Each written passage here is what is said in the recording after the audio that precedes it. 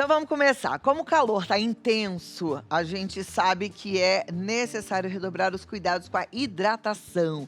Gente, as altas temperaturas, e eu sei que tem lugares mais quentes, outros menos, né? A gente tem um aumento da transpiração e muitas vezes a ingestão insuficiente de líquidos. Isso pode prejudicar a saúde dos rins, que são fundamentais para a filtragem de toxinas e equilíbrio hídrico do nosso corpo.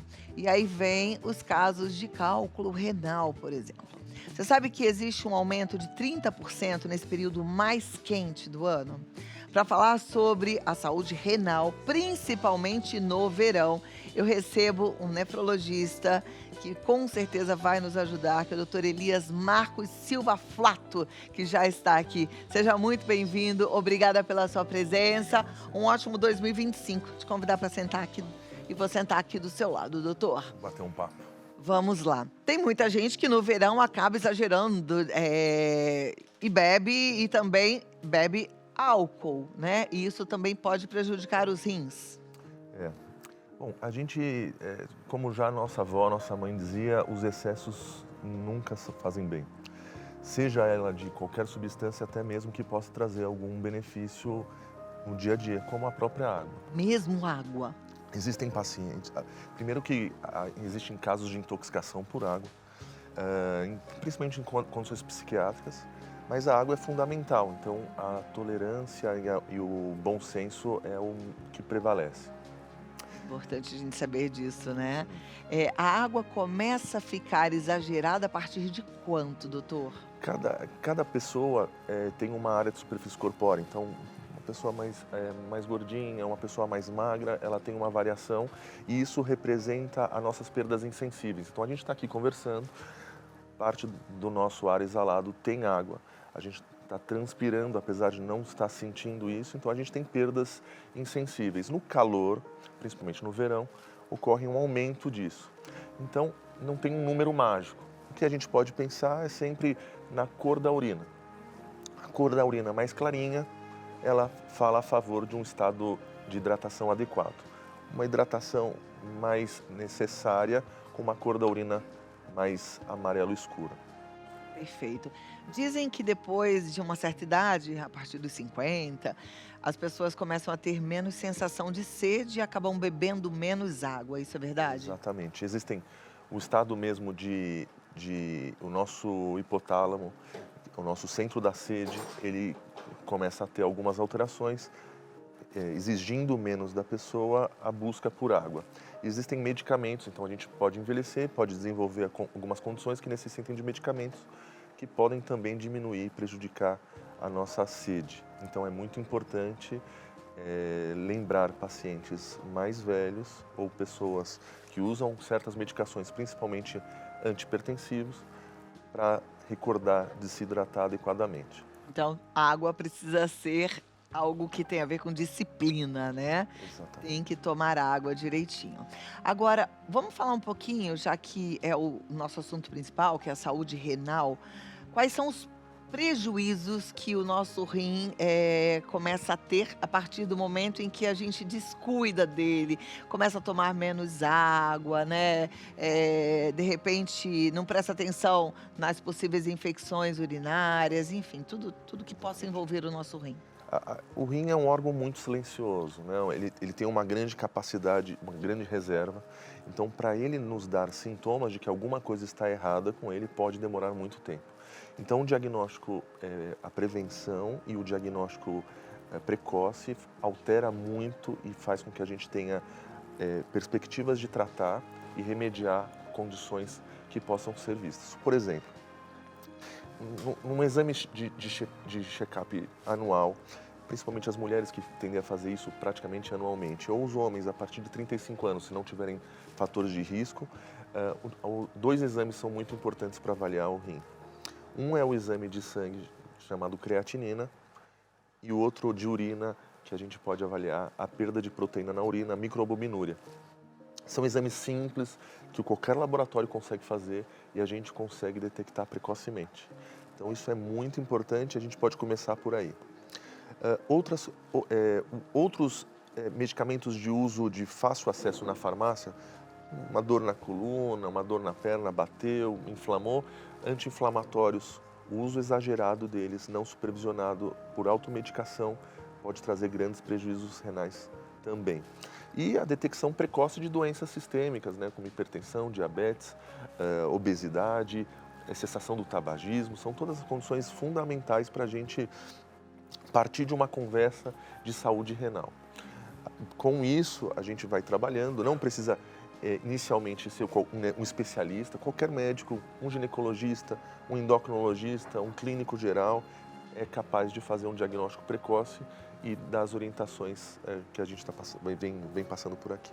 Mas olha que interessante, né? Porque realmente às vezes a gente vai prejudicando um órgão que é tão importante, vital, e sem perceber, Exatamente. achando que está cuidando bem da gente, né? Exatamente. Ah, eu estou tomando esse remedinho para melhorar a minha situação, que eu estou com dor. Exatamente. Olha que coisa séria. A gente tem que realmente ter mais consciência e evitar de toda forma essa automedicação, porque isso é perigoso, né? A gente fala de medicação, mas não necessariamente é só o que compra na farmácia.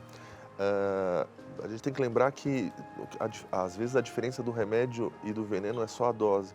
Então, o que a gente tem visto hoje de procura, de busca de produtos naturais, a gente tem que lembrar que podem ter efeitos colaterais e alguns deles, principalmente os de menos conhecimento, podem melhorar alguma coisa que você está procurando e, consequentemente, um órgão filtrador, um órgão metabolizador como o fígado e o rim podem acabar sofrendo de maneira silenciosa. Então, muito cuidado com milagres de plantas, sem orientação, sem procura, sem uma pesquisa adequada. Perfeito. Agora, se por um lado as doenças renais são quase todas silenciosas, por outro, o cálculo renal não é silencioso e dizem que é a pior dor, que assemelha-se à dor do parto, ou é pior do que a dor do parto. É verdade? Nunca saberei, não, Eu também não, mas se Deus quiser. Mas os relatos são realmente de que as dores são muito parecidas do ponto de vista, já que a dilatação do parto é de uma região próxima que está incluindo o rim, então a dor pode ser semelhante. Ela pode ser desde uma dor insuportável até uma simples dor que confunde com uma dor na coluna. A gente lembra que ele pode estar relacionado a uma alteração da cor da urina, pode estar falseado ou mascarado por uma infecção urinária e precisa de auxílio porque ele pode complicar de maneira grave na forma de uma infecção ou até mesmo da obstrução e interrupção do funcionamento renal. Meu Deus. E como é que isso começa? Por que as pessoas têm cálculos renais? O principal fator de risco é a síndrome metabólica. O que é isso? É um paciente obeso ou hipertenso, tabagista, com cintura abdominal aumentada nos homens ou cintura do quadril aumentada nas mulheres. A gente tem que lembrar que a grande maioria dos cálculos renais, eles são a pontinha do iceberg de uma doença muito mais perigosa que não está se mostrando de forma palpável. Então, um cálculo renal relacionado à síndrome metabólica está ligado a um paciente com risco cardiovascular, com risco de um AVC. Então, é uma condição que parece um problema pontual, que vai ser resolvido assim com a retirada do cálculo, quando, na verdade, ele simboliza e demonstra um fator de risco muito aumentado. Então, uma alimentação inadequada, estar acima do peso, produtos ultraprocessados, são muito importantes na formação do cálculo, além de, claro, da baixa ingesta hídrica. Perfeito. Tem gente que, eu já ouvi falar, né, que cálculo renal também pode ser provocado pelo excesso de cálcio. As pessoas querem tomar muito cálcio e acabam fazendo cálculos renais. Isso é verdade? Como eu falei anteriormente, existe uma busca de suplementação hoje, mesmo que não seja necessária. E os excessos sempre vai dar alguma coisa ruim. Mas existem patologias que não estão relacionadas à alimentação que vão gerar perdas excessivas pelo rim e acabam cristalizando e nucleando um cálculo. Cada caso precisa ser individualizado. A retirada abrupta do cálcio pode até piorar, do cálcio da alimentação, como retirada dos laticínios, podem gerar mais cálculo ainda, dependendo da situação. Por isso que a grande maioria dos casos está relacionado a uma alimentação inadequada e um estilo de vida que precisa ser modificado. Equilíbrio é tudo. Bem, vamos voltar aqui para o nosso papo, que está muito bom, por sinal. A gente está aprendendo sobre a saúde dos nossos rins. Estamos falando de cálculo renal, né? Entendemos já um pouquinho quais são as principais causas, mas a gente continua esse assunto. Lembrando que se você ainda não enviou a sua pergunta, lá no Vida Melhor Oficial, você pode mandar a sua pergunta. As perguntas que não forem respondidas aqui, depois a gente vai mandar para o Dr. Elias. E eu tenho certeza que esse assunto pode te ajudar e muito, tá? No primeiro momento, a gente falou sobre a importância da água, né? Sem excesso. Até a água em excesso não é legal, mas o excesso seria, a gente está falando de muito excesso, né? Ou alguns pacientes com algumas patologias outras, como problema cardíaco, problema hepático, até mesmo problema renal, quem faz diálise, tem que ter controle de água, porque o corpo perdeu a capacidade de se autocontrolar. Então, com a ajuda de medicamentos e com uma boa aderência à alimentação, é importante, e aí vai restringir ou não a quantidade de água. Só para demonstrar aqui, isso daqui é uma representação do rim. Então, se a gente fechar o nosso punho, mais ou menos esse é o tamanho do nosso rim normal. Então, a gente tem 2 desses, na maioria dos casos. Tem pessoas que nascem com um só, ou desenvolvem ou acabam perdendo, e a vida parte normal, mas não dá para saber, então por isso que o rastreamento é importante. O rim, ele tem algumas partes, a parte do órgão em si, a parte do coletor e os vasos sanguíneos. Esse chapeuzinho aqui, na verdade, é uma glândula chamada glândula adrenal, que não faz parte da nossa discussão hoje. O rim, ele forma cálculos dentro do próprio parênquima que a gente fala, mas não de forma que a gente pensa que ele vai cuspindo os cálculos. Imagina uma caverna, que tem aquelas cavernas com estalactites e estalagmites, eles estão presos dentro da caverna. Quando ocorre um trauma, um pequeno trauma, isso pode se romper e aí sim cair no túbulo coletor. Cálculos não precisam ser grandes para a gente ter complicações. Então, cálculos de 0,2, 0,4 centímetros podem ser considerados potenciais complicadores. Quando o nosso rim ele tem uma película em volta, uma cápsula, que ele dá sensibilidade. Se a gente sofrer um acidente que tem uma perfuração do rim, a gente não tem a percepção da perfuração, mas ele está adaptado a uma sensibilidade relacionada ao estiramento. Então imagina que uma pedrinha caiu e andou no ureter e obstruiu. O rim continua produzindo urina e ocorre uma dilatação do sistema, e isso causa o estiramento renal. Por isso que a dor é uma dor incólica, mas que normalmente está relacionado à dor lombar, mas esse trajeto pode ocorrer até a bexiga. E a bexiga, a sensibilidade até a bexiga é como se fosse a sensibilidade do parto. Então começa nas costas, vem para a parte da frente, no homem indo até o testículo e na mulher indo até os grandes lábios. Então às vezes a dor vem de uma forma não comum. Então, por exemplo, uma dor na região vulvar, e é uma dor de cálculo. Olha que interessante. Bom para você também saber conhecer os seus sintomas, né? Para procurar um médico rápido. Exatamente. Normalmente ele não vem espontaneamente. Normalmente vai estar relacionado a eventos de náusea, alteração da cor, do cheiro da urina e, sim, a dor de forte intensidade. Mas a parte boa é que chegando nessa região é um dos últimos lugares que ele pode obstruir, ele vai sair normalmente espontaneamente. Perfeito. Já que você tocou no assunto de que temos 2 rins, eu lembrei que tem muita gente em fila esperando um transplante de rim, né? E a gente só precisa de um rim, todos nós. Se a gente não aprontar nada na vida, a maioria das pessoas podem viver com um rim só. O que seria aprontar? Aprontar é uma vida com estilo de vida adequado, né? Sair do sedentarismo, não beber, não fumar, não ganhar peso, não desenvolver doenças como hipertensão, diabetes. A gente não tem bola de cristal. Então a gente tem que fazer o melhor possível para que a gente chegue nas fases mais avançadas da vida com qualidade. existe a possibilidade de doação de rim em vida, entre pessoas vivas. Mas para isso precisa ter uma boa saúde, um bom condicionamento e baixos riscos de desenvolver doenças futuras. Nesse caso aí é possível doar, então é possível viver com um rim só de forma de uma doação ou na forma, às vezes, de um desconhecimento de que você só tem um rim mesmo. Uhum, ok. O cálculo renal, ele precisa ser retirado? Porque a gente vê muita gente falando, eu vou para o hospital porque eu tenho que explodir uma pedra nos rins, né? A procura do hospital é indicada em casos de possível indicação cirúrgica ou de uma refratariedade à dor, ao tratamento medicamentoso oral. O caso cirúrgico se associa a quando há uma obstrução desse sistema urinário que dilata e é visível através de exames mais simples, até mesmo como ultrassom, e determinados a localização do cálculo através da tomografia computadorizada.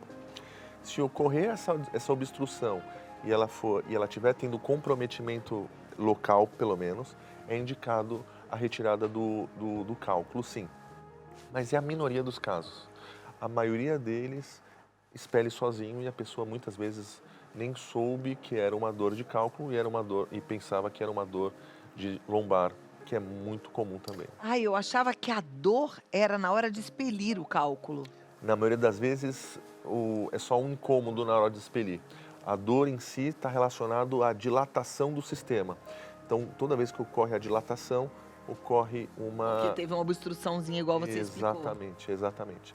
Às vezes a dor é de pequenas obstruções que resolvem porque o cálculo começa a sair como se fosse uma pia entupida. Vai desobstruindo aos poucos, ela não fica totalmente cheia. Nos casos graves, ela fica cheia e não esvazia sozinha e precisa da intervenção. Perfeito.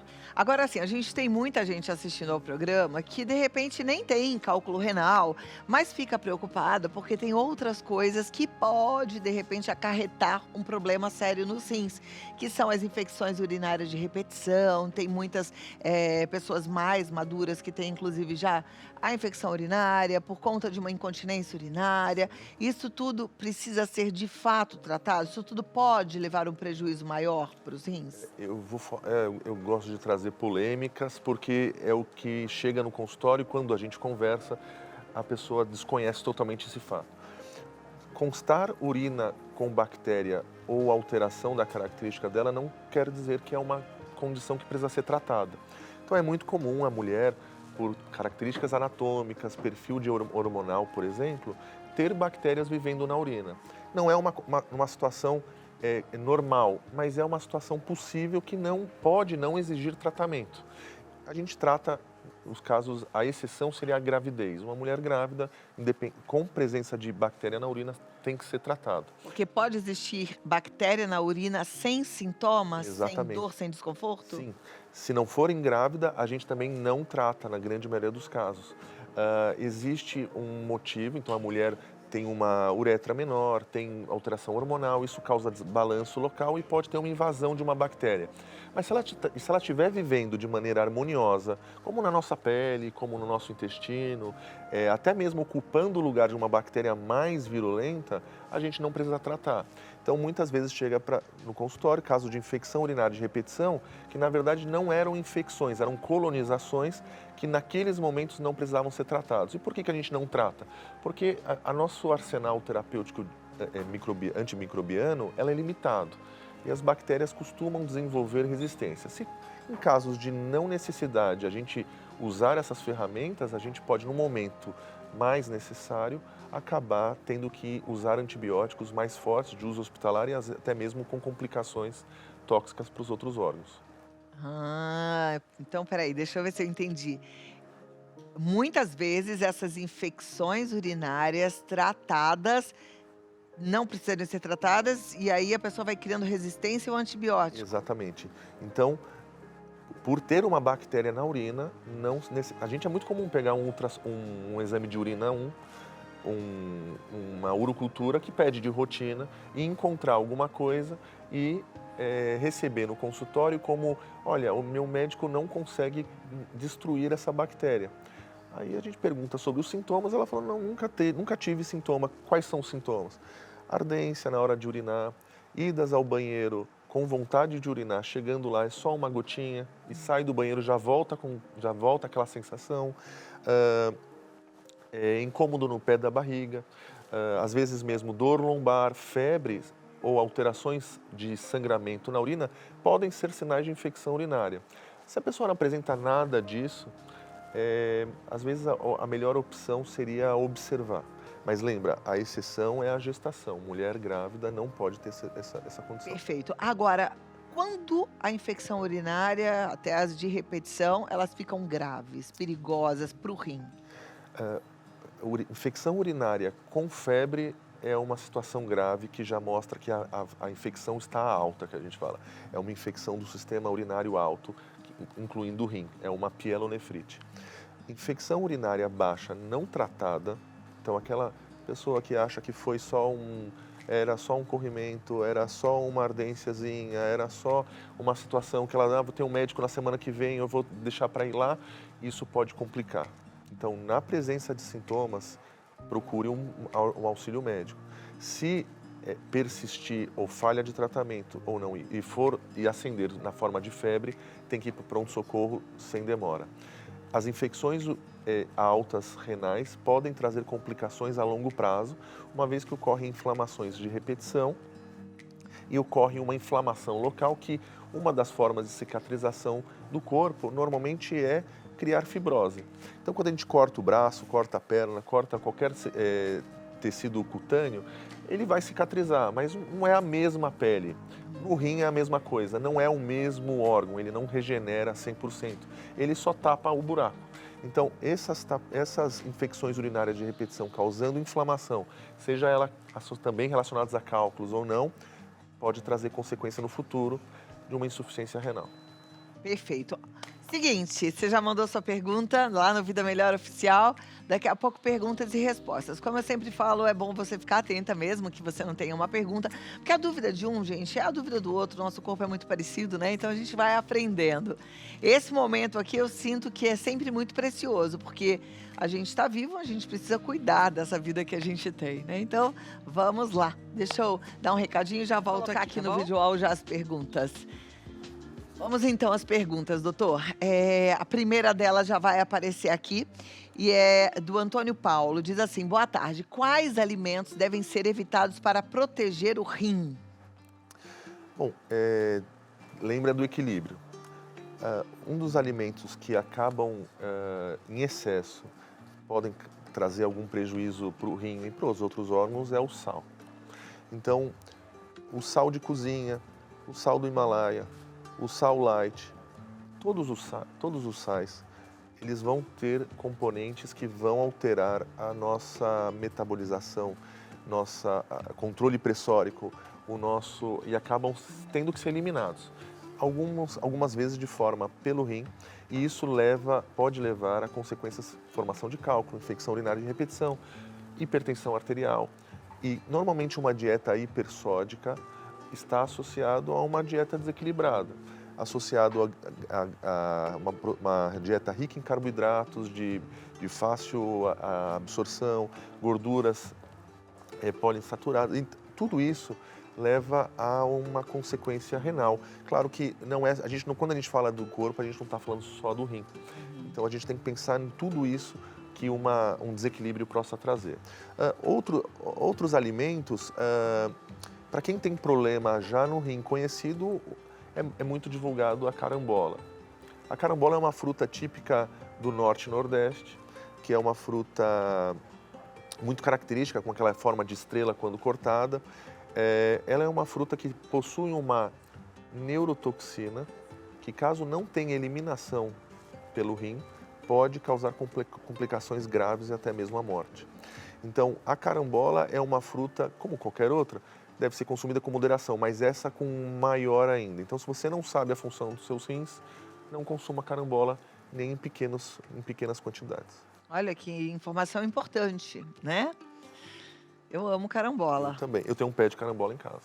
Olha, mas você não tem nenhuma complicação no rim. Não tenho e os passarinhos também não comem. Então, se a natureza já mostra alguma coisa, a gente tem que tomar cuidado. Então, a Cíntia, que trabalha lá em casa, ela fala: "Carambola a gente não pode comer, porque fruta que passarinho não come é porque a gente também não deve comer". Mas é bom, né? É uma A Heloísa Alves pergunta se além da água, existem outras bebidas recomendadas para manter a hidratação.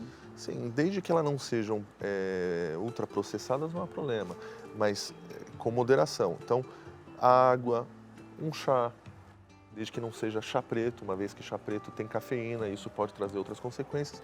Um suco, mas lembra, o suco em excesso é fruta, e é fruta concentrada, então isso pode trazer complicações outras.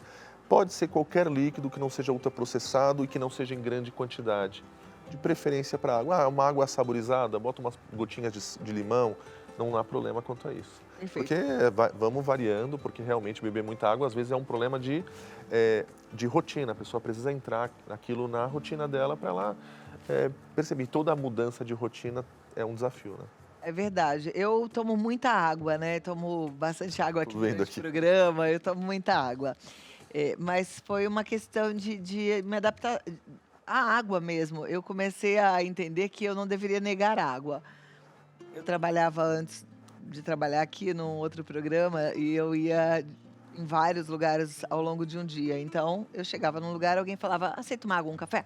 "Sim, uma água, por favor". Então eu ia tomando água sempre que me ofereciam. E aí, com isso, eu peguei um hábito de tomar bastante água ao dia. Uma outra estratégia para quem ainda não tem esse hábito saudável é andar com uma garrafinha de água. Sim. Essa você, por várias formas. Uma que você vai ter água mais disponível mais fácil, a outra que você vai lembrar o quanto você está bebendo água. Porque um copo, a gente não anda com um copo de vidro, mas normalmente a gente encontra por aí um copo de plástico. Depois do quinto copo, você não lembra se você está no sexto, no quinto, no terceiro. Então, a garrafinha, olha, eu enchi essa garrafa quantas vezes hoje? Qual é o volume dela? Eu sei quanto eu bebi. Isso já ajuda. Eu digo, com exceção da senhora aí que fica o dia inteiro sentada no sofá, levanta, vai até a cozinha, porque também não pode ficar sentado o dia inteiro, e toma um copo de água, dá uma esticada nesse corpo e volta, tá? O corpo da gente não é para ficar parado. Então eu sempre falo, os idosos não sentem muita sede, ótimo ter uma garrafinha do lado, mas lembre-se de levantar, fazer exercício, porque isso é importante também, né? Sim. A Paula Oliveira está fazendo uma pergunta bem parecida com a anterior. Algumas frutas e verduras ajudam mais na hidratação do que outras. Pode falar quais são as melhores opções? Olha, um pepino, por exemplo, ele é praticamente água. É mais de 90, se não me engano, 95% de água. Então, um pepino que a gente pode usar, né, desde saladas até em água saborizada, ela é uma opção fácil, de fácil acesso, de fácil consumo. Claro, evita colocar sal, evita colocar produtos ultraprocessados, que isso vai desbalancear a qualidade dele. Ou qualquer fruta, tudo que a gente prepara, praticamente, até mesmo uma farofa, contém algum grau de água. Então, arroz é mais da metade água, o feijão também. Então, a gente, apesar de não estar bebendo tanta água, a gente está consumindo água de maneira Olha que indireta, interessante, a né? gente não para pensar nisso, né? Mas realmente, o Tudo vai... arroz é metade água. Exatamente, a gente prepara normalmente É. 2 para 1. 2 xícaras de água para uma de arroz. É isso Então, mesmo. mas não é suficiente. Aham. A gente precisa consumir produtos de preferencialmente frescos, mas lembra, tudo isso de forma razoável. Não adianta a gente trocar. A nossa pirâmide alimentar, orientada pelos nutricionistas, a base não é fruta. A base são carboidratos mais complexos. A fruta está no intermediário. Então, não adianta a gente trocar o nosso arroz do dia a dia por fruta, porque vai ter consequências quanto a isso. Perfeito. A Rosana está perguntando o seguinte: doutor, nessa época do ano, minha família gosta muito de ficar o dia inteiro consumindo bebida alcoólica na praia. Mal bebem água, só a cerveja. O que isso pode acarretar aos rins? O álcool, ele inibe um hormônio que ajuda a manter a água no nosso organismo. Por isso que quando alguém bebe, ele vai com maior frequência ao banheiro e, se você perceber, ele urina mais do que ele bebeu. Então, o álcool, ele desidrata a pessoa. Então imagina que você está na praia num dia de calor, não tem acesso à água de forma como a gente tem em casa, ainda consome álcool, a chance de desidratação é muito grande. Então, não há uma recomendação segura para uso de álcool. Então não há uma recomendação para qualquer tipo, seja ele vinho, destilados, não importa. Consumo de água nesses casos é mais importante ainda. Por quê? Porque como o álcool acaba alterando a nossa capacidade de concentração urinária, a urina sai clarinha. E a pessoa pode lembrar daquela dica que eu dei anteriormente e achar que está tudo bem, quando na verdade está desidratando. E esse é um dos motivos para a gente ter a nossa famosa ressaca do dia seguinte. Porque é a desidratação, principalmente do sistema nervoso central, com alguma alteração de alguns eletrólitos, que faz com que a gente tenha aquela sintomatologia ruim. E uma das orientações é a hidratação durante o processo de exposição ao álcool. Então, vai tomar uma coisa com álcool, 2 de água. Preferencialmente sim, e com moderação. O ideal é não tomar álcool, né, Exatamente. gente? É o ideal. Exatamente. Olha, a Valquíria pergunta se é verdade que o risco de ter uma infecção urinária aumenta no verão. Aumenta pela nossa exposição, né? Então, um calor, normalmente a gente tende a usar materiais sintéticos, né, de costume, seja ela calcinha, cueca ou mesmo um shorts, uma bermuda, uma saia. Então isso vai alterar a fricção e vai alterar a microbiota local, a exposição, a água do mar. A gente fica exposto por mais tempo, principalmente a mulher pode ter algum risco de infecção vaginal, uma candidíase, uma vaginose, pode alterar o pH e a flora local. Tudo isso, inclusive alimentação, alteração hormonal, tudo isso vai acarretar em aumento de risco. Então, no verão, é um momento de atenção para infecção urinária. Perfeito. A Cauane está dizendo assim: doutor, comecei a fazer diálise há pouco tempo. Gostaria de ir para a praia. Sei que não posso entrar na água, mas tem mais algum cuidado específico que preciso tomar? Não entrar na água vai depender muito do tipo de diálise que ela faz, né? Se for uma diálise que tenha fístula, não há nenhuma contraindicação a isso, pelo menos do ponto de vista de acesso. O cuidado, a água é um problema, porque para esse tipo de paciente, como eu lembrei anteriormente, quem faz diálise não tem um controle adequado da regulação de peso. E na praia não tem balança para ela saber se está bebendo, se está perdendo mais água, se pode beber, se ingere a menos. Então, a praia está relacionada a um petisquinho, alguma coisa assim, o excesso de sal pode trazer complicação também. O importante é o que seria mais adequado, o que é mais saudável naquele momento e entrar com a nossa moderação. Perfeito. E o Lucas pergunta quais os sintomas de problemas renais no verão. Os problemas para homem, infecção urinária em homem é alguma coisa mais preocupante, por incrível que pareça, mais preocupante, porque o homem não pode ter infecção urinária. A mulher pode ter 2 vezes por ano e é considerado normal. Homem não pode ter infecção urinária? Como assim?